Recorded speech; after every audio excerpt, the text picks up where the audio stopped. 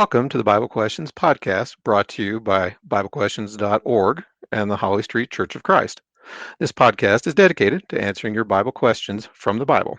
My name is Jeff, and along with Brian, we are the hosts of this program. Welcome to the Bible Questions podcast and our second part on evolution and creation. My name is Brian. Along with me is Jeff. Jeff, how's it going this morning? It's going well. We're kind of in the middle of this discussion with part one, part two, and it's in my own mind, my own opinion. It's very fascinating. It can be very confusing too, and so I hope our listeners are at least have their interest perked, if you will. Some of the things we're saying, and would encourage them to go to our website. Which will give some references, I think, at the end of our podcast for lots more information that they can actually dig into this fascinating subject about where everything came from. Yeah, kind of one of those universal questions that all of us ask. And as you touched on in the first episode, you put together a nice study series called Christian Evidences. And if I remember correctly, you originally put this together for a class you were teaching. It's kind of the basis for a lot of what we're talking about. And as we said in that episode also, our goal here is not to try and, lose people's interest because we're going through so many technical details. What we really want to do, as you just pointed out, is kind of spark interest, talk about some of these theories of men at a high level, and then, of course, compare it to God's word. I mean, ultimately, what does God's word say? What does man say? Can they both be right? I guess we're going to be talking about first, evidence for other forms of evolution. Right, macro evolution, molecules to man kind of evolution. This is a Big Bang that is, the dominant explanation for the origin of, the universe. Basically, the quote unquote Big Bang theory basically said that an energy in the entire universe suddenly appeared as a very small, exceedingly dense event. And I struggle with using the right terms, but that this sudden appearance then started expanding very rapidly, hence the Big Bang, roughly 14 billion years ago.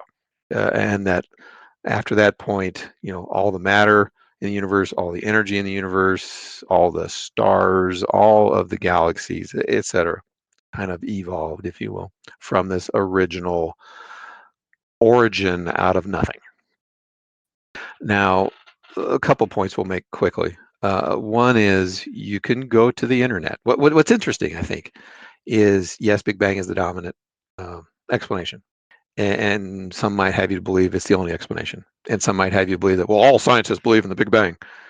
Well, problem is not all scientists do. And we're not talking about, religion kind of people. We're talking about scientists. In fact, this is one of the interesting aspects of science in some ways being also a faith-based system. I mean, we certainly understand Bible and Christianity as being somewhat faith-based, but there's a certain amount of faith-based to science as well. Like science has all the answers, or science is searching for all the the natural explanations of things, and we have confidence in science, and science has proclaimed, and all the scientists agree, etc. And all those are kind of faith-based statements, especially if they involve ancient events that you can't bring into a lab, that you cannot bring into a lab, cannot experiment with, cannot prove or disprove, in the lab by recreating, the conditions. A lot of this is historical, with a lot of assumptions being made. But the key point being, at least with the Big Bang, if you go to the internet and type in a simple term like problems with the Big Bang theory, for instance, you will find, surprisingly, many websites, and not just creationist websites, but actual scientific websites that will list a number of problems with the Big Bang theory. In fact, I think there was one website that had like 20 or 30 problems that the Big Bang theory just cannot explain certain observable things, which often emphasizes why people keep calling it a theory. Agree, Jeff. It's so nice when it's scientific, right? And not just a creationist website as you might expect. Exactly. And, that we were in the first episode, I just kind of mentioned, can we get organization from chaos? And without going into what all these websites say, to me, that's just a central question. Do we see that anywhere else in life, right? You get something organized that comes out of something that is chaos, which is what the Big Bang would cause, right? Chaos. Right. Well, and you raise a good point. And I've heard the analogy made that, if we were to go into, a junkyard, right, with automobiles, and, we're going to lob in some explosion, we're going to lob in a nuclear weapon, whatever the case may be, and that out of that resulting total chaos and all that energy and all the interactions that's going on, I'm going to produce an airplane. I mean, you just look at me and go, Jeff, That's impossible, right? what kind of drugs are you on? Yeah, totally impossible. And yet that's what's being offered. First of all, out of nothing, in the beginning, nothing, to borrow Genesis 1:1. And then there was something. And then everything flew apart. Logically, it just doesn't make sense. But I think more importantly, two quick points. One is even scientists are recognizing, yes, the universe is currently expanding. Okay, undeniable. Okay, fine. And yeah, if you try to mentally wind the clock backwards, things would have been smaller, more dense in the past. But if you keep going mentally, you get back to this point where everything in the entire universe is packed into something the size of an atom. It's like, no, wait a minute, and that's just started not to make any sense. And the scientists, in some cases, are saying, yeah, it just doesn't make sense. Another key point I'll make real briefly is, yes, indeed, we observe this universe is expanding. Is that consistent with the biblical model of creation? And the answer certainly seems to be yes. In fact, there's some very interesting mentions throughout the scriptures of the heavens being stretched, which is a fascinating reference. You can read about that in Psalms 104, verse 2, about God stretching out the heavens like a curtain. Isaiah 42, verse 5, God who created the heavens and stretched them out. Isaiah 44, 24, God, I am the Lord who makes all things, who stretches out the heavens all alone. Jeremiah 10, 12. He has made the earth by his power. He has established the world by his wisdom. He has stretched out the heavens at his discretion. Very fascinating reference. Certainly would be consistent with, an expanding universe. But as you said, Brian, I think in some ways it boils down to how much faith, generally speaking, does it take to accept an explanation that all matter, energy, organization, galaxies, life on Earth, etc., came from nothing. To me, that takes a lot of faith. Yeah, I'd say more faith than probably what you. And I like that point, because it's like it's almost like we're in a courtroom, and you have two different people coming before the jury, and they're both presenting evidence, and they're asking us to believe this evidence supports one model, this evidence supports a different model, and almost like which does indeed require more faith. And some people, when you actually dig into it, like we're trying to do here, it's like, yeah, it takes more faith to believe in some of these alleged quote unquote scientific things than it does in the supernatural. So that's kind of like Big Bang, origin of the universe, and such. Brian, anything else you want to add there before we talk about some of the other evolution? No, let's take a look at those as well. Some other interesting ones. So there's a couple other things, from an evolution perspective, that are sometimes offered, and you might read in like, school textbooks, that, here's additional evidence, for evolution. For instance, some people will say, well, if you just simply look at the different organisms like mankind or apes and chimpanzees or, various other organisms, they look similar. And that's certainly true. And so what they would claim is, okay, so we have the evidence, similarity, similarity in overall life form, similarity in terms of internal organs, et cetera. And through this comparative anatomy, that is undeniable. Okay, fine. The conclusion from which they would say we draw from that is, okay, they must have had a common ancestor. To which we would go, well, maybe, but isn't that also consistent with having a common creator? The answer is, well, yeah. So by virtue of the fact that things are similar, doesn't really help you one way or the other. Common ancestor, common creator, it doesn't really help.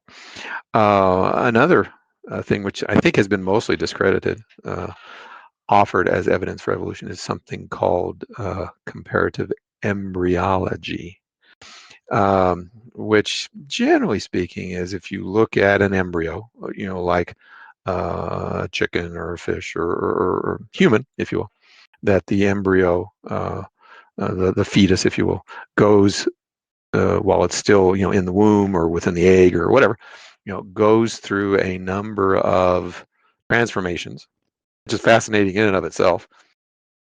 How you can go, and this is another, I think, evidence for creation.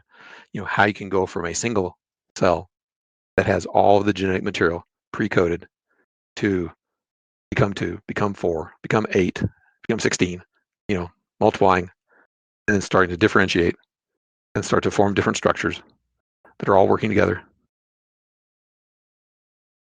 from the get-go, and just unfolds itself into this magnificent bird or a chick that comes out of the egg, or a human that comes out of the womb, or whatever, that's fully functional, fully viable, whatever, from a single cell, and having all that genetic material coded in that computer program, so to speak. That's mind-boggling in and of itself. But as it is ongoing, this transformational process, in the egg or the womb or whatever,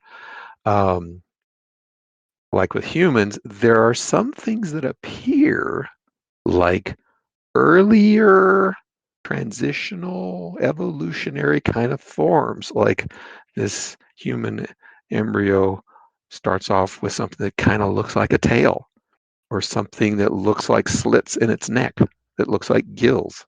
And so some people say, aha, see, there you go. What it's doing as it is unfolding in the womb, for instance, is these are like echoes of its evolutionary past. It started off as a single cell, ancient primordial ocean, and then later evolved into something that was like a fish kind of thing with gills, and later evolved into something that had a tail, and like, reptilian ancestors and mammal ancestors, and eventually becomes more human-like, and then is born. The interesting thing, if you really dig into it, that these alleged transitional structures within the fetus, the quote unquote gill slits, or its tail, or like an egg yolk sac that some people claim, that these things allegedly left over from our ancient ancestors. It's not. That what allegedly looks like slits in the neck are not. Those are actual the beginnings of organisms that are absorbed into the head, for instance, as the embryo unfolds. And that in and of itself, again, is fascinating. How this fully this thing. I mean, Brian, again, it boggles the mind. It's almost like if I were to take some kind of a small mechanical microchip and set it down out in a field somewhere and punch the start button, and a city is going to emerge from it. Like, what? It just, again, It defies logic, doesn't it? Thank you. It defies logic.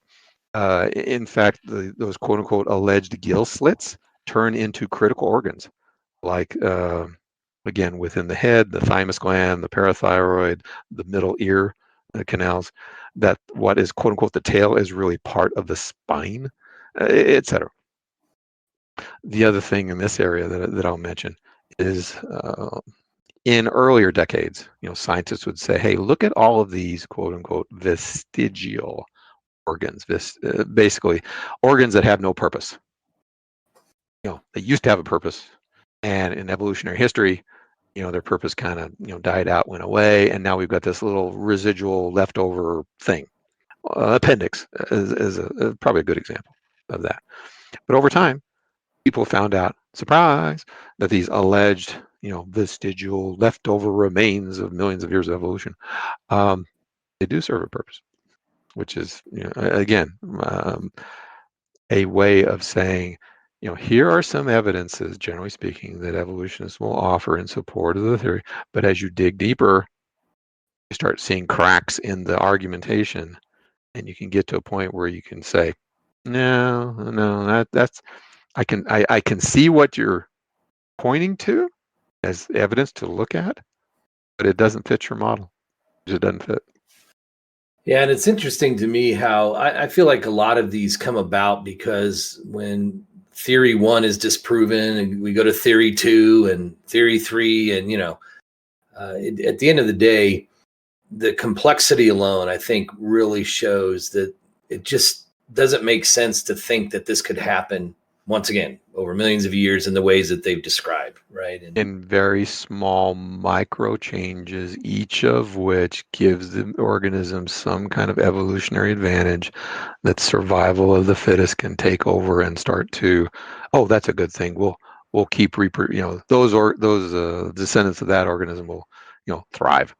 It's like small random changes. Yeah, it just doesn't seem to fit. no. So, Jeff, in our first podcast, we were talking about different reasons or different philosophies of men, if you will, and in addition to what you just covered, as far as these different alternative meanings or thoughts for evolution, we also have theistic evolution, right? Which is we have people who profess to be Bible believers. So hey, they believe in God, they believe in the Bible, but they still believe in evolution. So they came up with this sort of hybrid model where they attempt to harmonize the Bible's account of, our origin with proven in their eyes old earth and evolution. And so they combine it. And so I one of the easiest ways I think for people to understand what theistic evolution is, it's really God set everything in motion and he allowed evolution to sort of take its course. And so, well, is there evidence for that? Well, let's talk a little bit about that. So, there is this idea of what we call the day-age theory that's intertwined within theistic evolution. And so this is an effort to reconcile, the literal Genesis account of creation with modern scientific theories on the age of the universe, the age of the earth, and life and humans and so forth. And so this theory holds that the 6 days referred to in the Genesis account of creation are not ordinary 24-hour days, but rather are much longer periods of time, thousands or millions of years. We talked a little bit also in our last podcast about this idea of progressive creation. So in other words, sudden bursts of creation over long static time periods. And, when you think about the religious belief that God created new forms of life gradually over a period of hundreds of millions of years, it really doesn't match up with what the Bible says and teaches, and we'll get more into that in just a minute.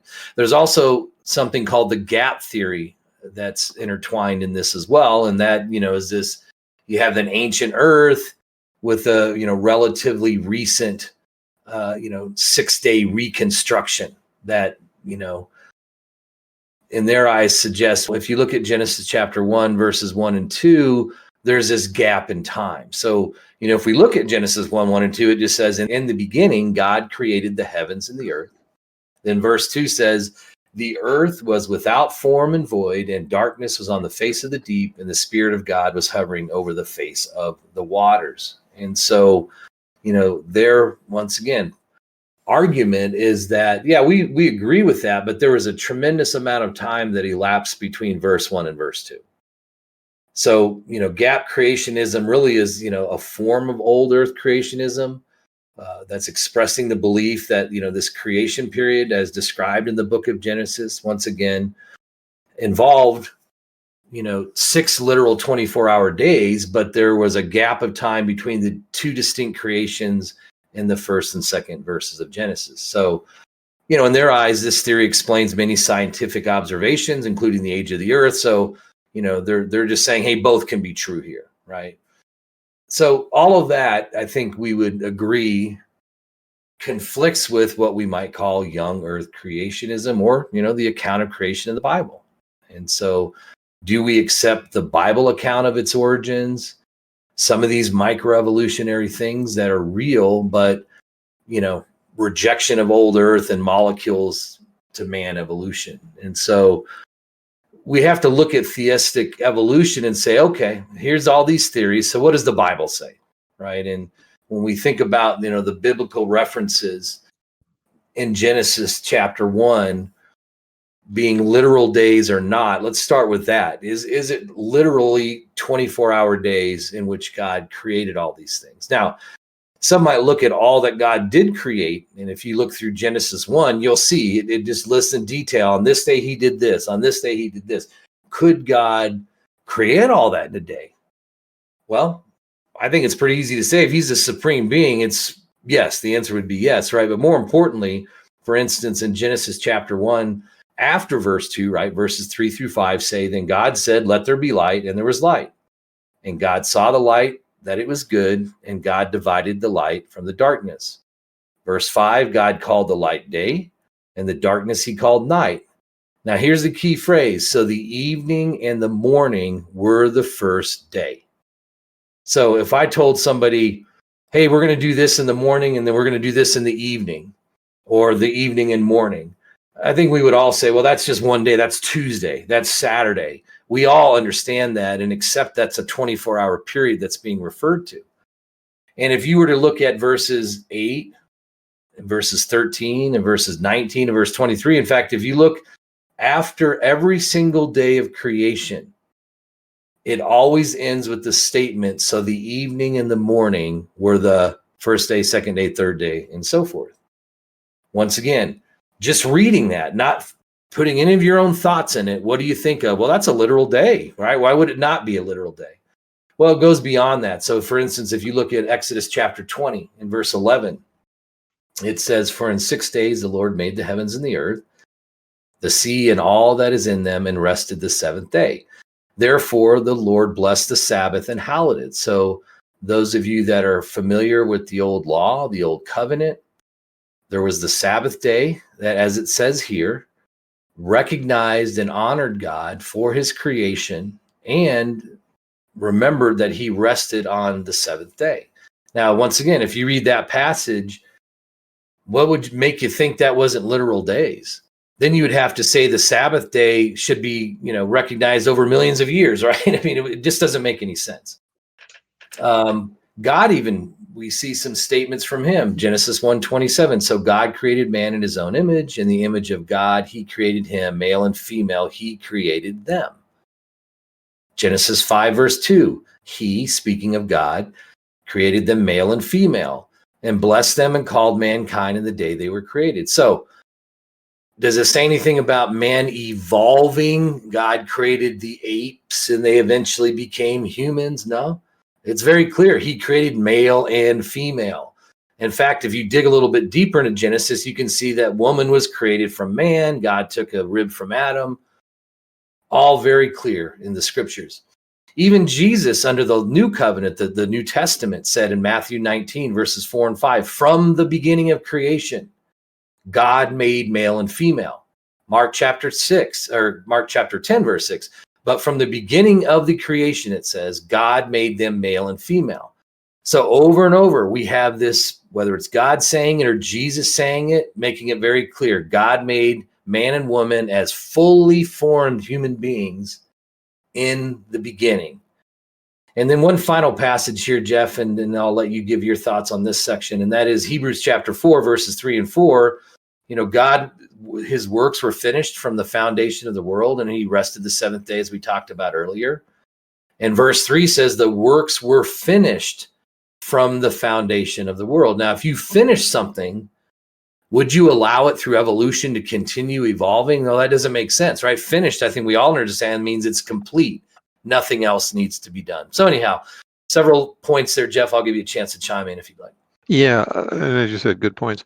I think what you see are Christians, and well-meaning at that, when faced with allegedly overwhelming scientific evidence, and I say allegedly, that they go, well, I'm not willing to renounce my faith. I'm not really willing to deny God. I still want to hold on to that. But I'll go into the scriptures and I'll start reading into the scriptures something that arguably is not there. in order to harmonize the Bible with what the scientists are saying. And as we've mentioned a lot in part 1 and even in the beginnings of part 2, you don't necessarily need to do that, because even within the scientific part of the equation, so to speak, there's enough evidence that says the dominant theory about science and evolution, from a scientific perspective, has problems. As we said, irreducible complexity and all that kind of stuff. So you don't necessarily need to harmonize the Bible with what alleged science says. So there's that. The other thing is, as you attempt to harmonize the Bible with what science allegedly says, is you start, in essence, denying what the Bible says. You start distorting it. You start twisting it. You have to start reading things in between the lines that aren't really there. And you get to a position where you're in between the two models, and you've got problems with both of the models. It's like being between a rock and a hard place, right? It is. Well, it is, because you basically have to come up with some unusual reading of the words, like morning and evening is a day. Well, that's not really morning and evening is a day. That's really an allegory for millions of years. Or yet that yes, and on a given day, God did a certain creative act, and then he stepped away for 1 billion years or several 100 million years, and then came back for another day and did some more tweaking, etc. One of the interesting things that I did at one point, and it's kind of detailed, so I don't want to go into too much detail here, but it is on our the classroom material that we keep referencing, is if you look at the evolutionary model, and if you look at the, if you will, the Genesis model, they're very different, obviously, not only in time span, but also in the sequence of things. I mean, for instance, evolution says, well, the stars were created first, then the sun was created, and then eventually the planet with its land mass, and then eventually the large primordial ocean, and then you have single-celled life, and then fish, and then the beginnings of land life with insects and reptiles, and then eventually mammals, primates, man. Okay. If you look at the Genesis account, Earth is first, light is second, then comes the oceans, then comes the land, and eventually you have land plants, and later you have fish. And so the sequence is different. So when a person tries to adopt this in-between thing that says, well, I'm going to reconcile what the Bible says with what science says, is you still have a problem, because the Genesis account would still be out of sequence with what the alleged scientific model has. So you're right, you're definitely between a rock and a hard place, or you're dealing with something that's neither fish nor fowl, or you're trying to straddle the fence, and it just doesn't work because you still have problems. And you don't, and as we said, you don't even need to straddle the fence. And, you can stay on one side and explain, the biblical account, even from a scientific perspective. So I just thought I'd throw that out there for our No, audience. it's very good. It just shows you how many problems are created when you start going down this path. And Right. it's interesting when we talked about this gap theory. So this, going back, there's this suggestion that between, verse 1 and verse 2 of Genesis chapter 1, there's this huge gap of time. And, so when you think about, well, is that plausible? Well, I mean, when you look at the entire chapter of Genesis, Genesis 1, it all flows very well. Certainly there's a natural flow from verse 1 to 2. And, if you think about it, if there was this gap, surely God would have revealed this gap to us in his desire to let things continue to evolve. I mean, that's important information. Why wouldn't he want man to know that and understand that? Passage that we like to refer to once in a while, Deuteronomy 29:29, where it talks about the secret things belong to the Lord our God. It goes on to say, but those things which are revealed belong to us and our children forever. Why? That we may do all the words of this law. So one thing that God did through the gospel was he made sure that man understood his origin, that he was the one who created everything. And as we talked about in the previous section, that his works were finished after day 6, and that is why he rested on day 7. So going back to your previous point, Jeff, you would have to argue, well, he didn't really mean it wasn't really finished. He didn't give us the full explanation. Well, then why would he say it was finished? Why would he rest if he wasn't truly finished, or creation wasn't truly finished? And so, when you think about it, there's just nothing that would suggest this, right? And so, when you think about which explanation best fits, I think we're really starting to see more and more the biblical account of creation, or what we might call young earth creationism, is the most plausible of all these theories that are put forth. And in fact, you kind of alluded to this, Jeff, but if I asked you, if the Genesis narrative of creation and the global flood can't be trusted as factual history, well, what does that imply regarding the rest of the Bible that talks about those events as fact? Well, you wouldn't be able to trust it. I mean, it's interesting, and it may shock our audience to say, but Jesus was a creationist. Paul was a creationist. Did they believe in the literal, 6-day creation? Yes. Moses, etc. So if I can't, it's a snowball. If I that's rolling down a hill, or a domino effect. If I cannot believe the Genesis account as a reasonable explanation, I mean, it's not a scientific textbook, obviously, but as a reasonable explanation or factual explanation of origins, then I really can't believe Moses, who cites it. I can't believe Paul, who cites it. I can't believe Jesus, who cites it. And so now the whole Bible just collapses. If I can't accept the very beginning, I can't accept the whole thing. It all kind of stands or falls together.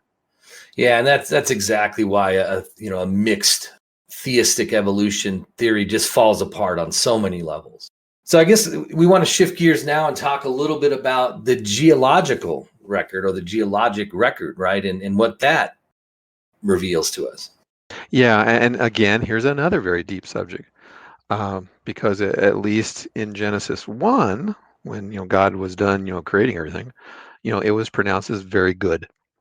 And yet there is evidence, undeniable, that you start digging into the ground, or you see where, for instance, highway construction people have carved out, part of a ridge, for instance, to push a road through, and you can see the different layers of sediment, etc. Grand Canyon, good example of another, through a natural process, all these different layers, you know, buried in the ground, all these fossilized remains, countless, plants and animals, and the natural question is, okay, where did they all come from? And so that leads us into this discussion about, as you said, the geologic record, or what's called the geological column. Layers of rock, one on top of another, with all kinds of fossilized or mineralized remains of plants and animals. What's interesting is around the planet, there are some places where those layers of sediment, if you will, um, don't exist at all, like up in Canada. There's absolutely, it's just bedrock. There's no layers of sediment at all. To my understanding, down in the Texas Gulf Coast, where you have like up to 12 miles deep of these, sediment deposits. On top of that, in terms of the geologic record, you also have interesting things regarding what's called plate tectonics, or continental drift, deep fractures in the ocean's crust, and these, plates moving apart or smashing together. You get all kinds of earthquakes, Pacific Rim of Fire, all those kinds of things. And so you have these unusual processes that are currently going on, and that historically, through, again, looking through these sediments, have gone on in the past. Where did all this come from? Which leads us to at least three models, or three explanations that have been offered. One, which in some ways has kind of been discredited, is called uniformitarianism. I know that's a big word, uniformitarianism, that basically says the present is the key to the past. So any sort of ongoing current process or rate of decay or deposits or whatever If you extrapolate backwards, that's what's accountable for what goes on in history. So, for instance, if I look at the bottom of the Grand Canyon and I see the Colorado River, given the current, flow of water, I could probably calculate, some erosion effect that the river is doing on the underlying, rock that's at the bed of the river, and I can use that current rate and then assume that rate is the same going back in time and say, see, I have the Grand Canyon and it took, X millions of years to be eroded based on the assumption that the current rate is the same as the ancient rate. Uniformitarianism. As again, as I said, sometimes you'll hear the phrase, the present is the key to the past.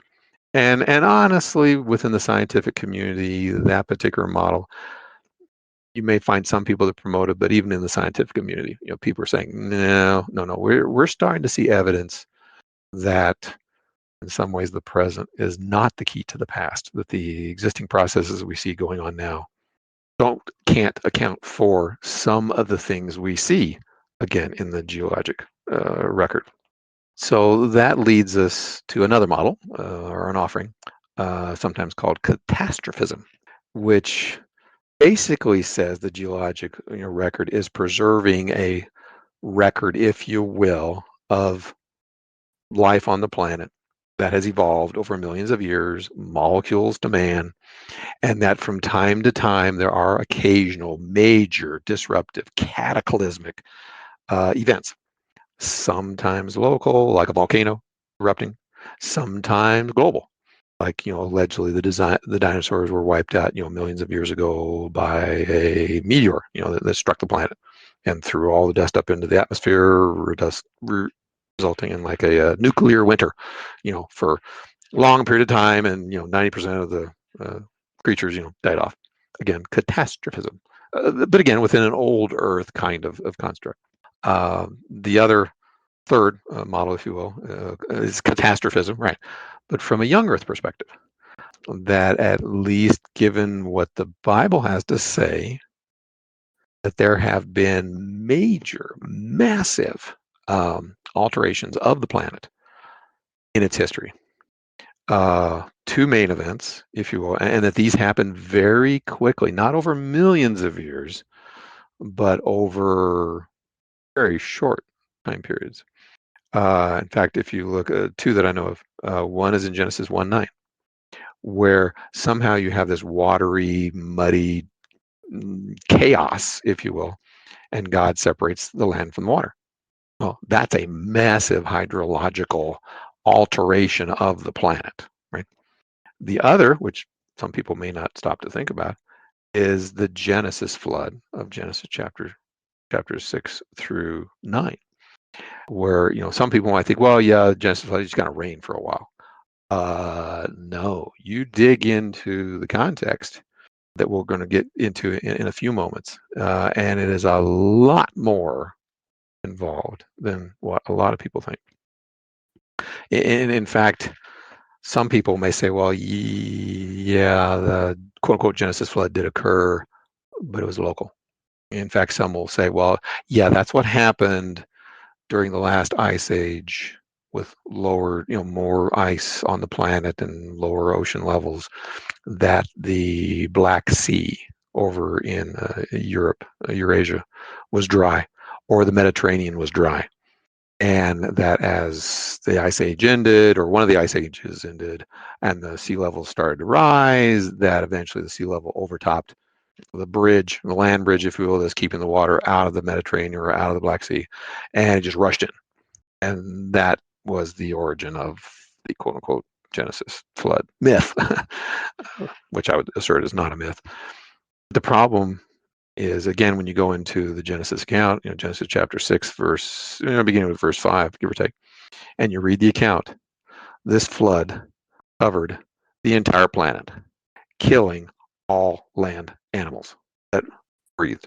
That it was a year, 40 days and 40 nights it rained, yes, but the floodwaters persisted on the planet for an entire year. And in fact, you see that reinforced by New Testament references.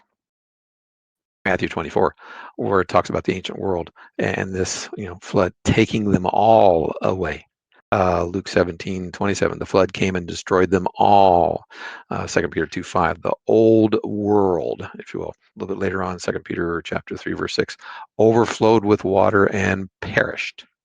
Global flood, no doubt. And again, if you also kind of read into the account, there's these interesting little hints. And I'm going to, Genesis chapter 7, verse 11, for example. Fountains of the great deep being broken up. What does that mean? Well, if that is indeed a massive release of subterranean water, now I have this massive hydrological event that's, tearing up, rocks and causing massive amounts of erosion and tidal waves and massive earthquakes and potentially the triggering, if I'm breaking up, the crust. Now we're talking about plate tectonics potentially and continental drift and massive extinction and massive rapid burial of plants and animals. And that's consistent with the geologic record. Now, some people may say, well, now, wait a minute. Okay, water, subterranean. Okay, yeah. But rainwater, where'd all this water come from? Well, again, there's some tantalizing hints. When you read some of the description about life before the flood and effects in life after the flood, tantalizing little hints.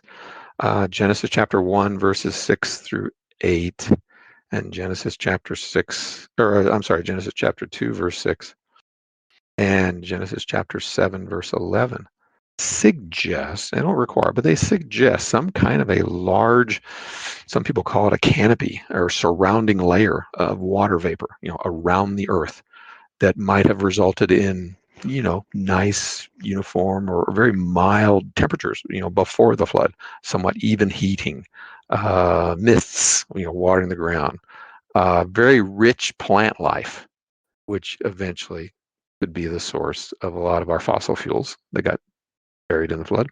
And that after the flood, given this massive precipitation out of the sky, in addition to the water, welling up from below, wild temperature fluctuations, ice ages, violent weather, storms, diversification of ecosystems on the planet, rainforests and desert, which would encourage, wildlife diversity, maybe even all this churning up of sediment and precipitation of this canopy and increased allowance of solar radiation, et cetera, and nuclear radiation within particles within the crust.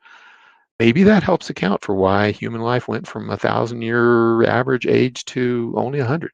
I don't know, in terms of increased radiation and mutation. Anyway, lots of hints of massive, massive, massive changes between the world that then was and the world that we see today.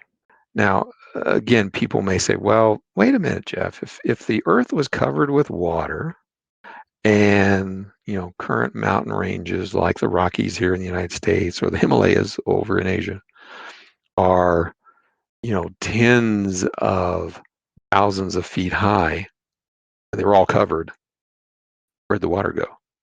And I think it's a legitimate question. What we see in the scriptures are, again, some tantalizing little hints. Brian, if you will go over to Psalms 104 and read verses 5 through 9. Okay, here it says, "You who laid the foundations of the earth, so that it should not be moved forever, you covered it with the deep as with a garment. The waters stood above the mountains. At your rebuke, they fled. At the voice of your thunder, they hastened away. They went up over the mountains. They went down into the valleys, to the place which you founded for them. You have set a boundary that they may not pass over, that they may not return to cover the earth." Which, as I said, is a very fascinating account. And you wish you had more detail, Brian. I Oh, really yeah. do. It does But pique the interest the way it's it worded. does, and at least kind of hints at, given some of the processes that I described, massive upwelling from below of water that had been stored, et cetera, potentially triggering, movement of crustal plates, et cetera. It's entirely plausible that before the flood, land was perhaps more uniform, not the wide extreme of, sea level up to very high mountains, and that it could have taken less water to cover the land that then was. Don't assume that the mountain ranges you see now existed back then. Okay, maybe the land was shallower, but more importantly, we are seeing evidence of massive mountain upwelling, like the Himalayas, right, or even within the Rocky Mountain areas. That is the result of plate tectonics and continental drift and et cetera. So it's entirely plausible that those processes triggered by the flood would have raised up the mountains as well as lowering the depths of the ocean. And now I have an increased reservoir, if you will, for the water to run back into. And now that's yet another huge hydrologic event of the upwelling of the land and all this water rushing off could reasonably rapidly account for some of the structures we see. I mean, Grand Canyon is a good example of that, where all this massive water, just inconceivable quantities of water rushing off the continent, carving off, all these, channels and gullies and whatever in months, days. Certainly Mount St. Helens, when interrupted, and some of the processes around Mount St. Helens around 1980, fairly sizable structures, gullies and valleys and, miniature Grand Canyons, if you will, formed within hours. And the volcanic sedimentation, whatever, which I think kind of gives us a hint, if you will, of what the processes that could have been involved with the global flood. Yeah, I think, again, coming back to the models, is it reasonable that the processes as described in the Bible could account for the geologic record and all these sediments and all these buried plants and animals, to include massive coal deposits, etc.? And I would submit the answer is yes.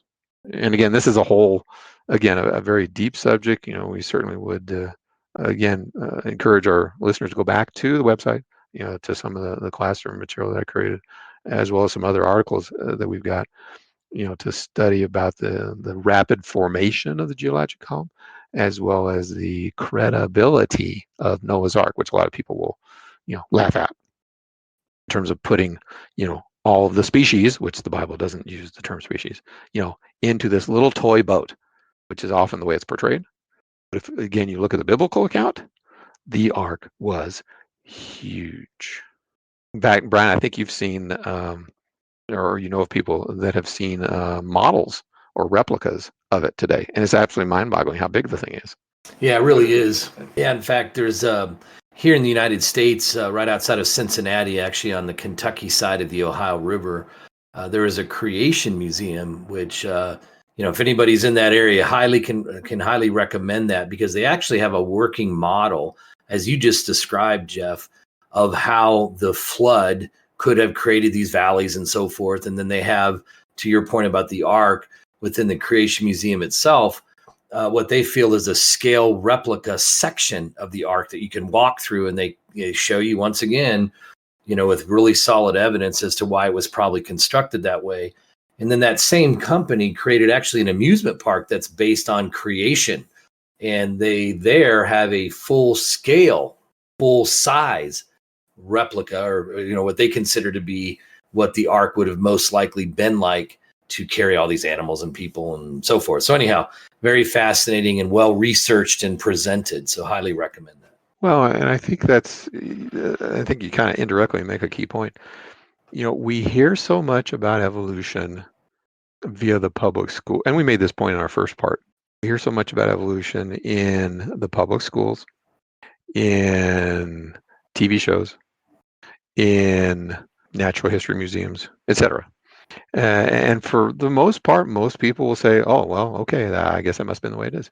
And you very rarely hear the other side. It's almost like you have to go looking for it, right? Right. But when you do go looking for it and you start digging into it, not only from a biblical perspective, but also from a scientific perspective, you begin to realize there's a lot more to the story than what the quote-unquote scientific establishment would have you believe as the dominant scientific model. I might say dogma, because there is some faith involved there, as we've been mentioning. Yeah, absolutely. It's very good information. I appreciate you bringing all these passages in, because ultimately what you read and what you referenced to the Bible really helps to explain and provide a reasonable explanation to what's occurred here. And so certainly, as you pointed out, encourage everybody to dig in deeper to that, because it's just interesting, number one. But number two, it also helps certainly when you're discussing it, you're thinking about it, and you're deciding in your own mind what's the most plausible. All right, Jeff, well, that wraps it for this episode. For our listeners, we will have one more episode to finish up this series. And next time, we're going to talk about dating methods. So, ancient life, how do scientists date and estimate how old something is? We'll talk about something called carbon-14 dating. Then we'll move and talk about the fossil record and dinosaurs and man and what we can learn from that. And then we'll also talk about what does the Bible teach in contrast to what men's theories are. And then we'll finish up by answering a couple Bible questions that have been submitted on this topic. So please join us for our final episode in this series. Thank you for listening to this edition of the Bible Questions podcast. We invite you to visit our website at biblequestions.org, where you can find over 1,000 scripture-filled articles on a wide variety of Bible topics, along with about 24 free Bible study lessons and other Bible study aids. Plus, you can submit a Bible question to us to get a personal response within a couple of days. Check it all out at biblequestions.org.